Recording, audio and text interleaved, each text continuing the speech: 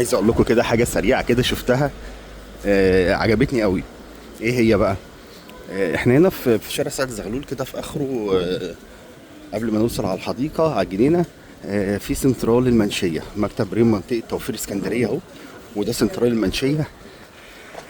سرعه النت فيه بتاع وي غير طبيعيه. كل ما اعدي الاقي ناس قاعده على الرصيف، شباب وبنات وبتاع. بتعملوا ايه؟ عايز اعرف.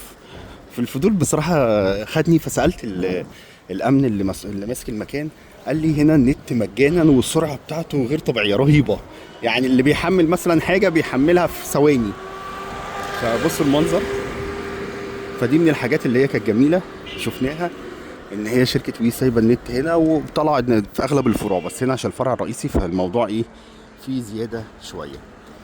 سنترال منشية طبعا نار على العالم في شارع سعد زغلول، معروف لكل الناس.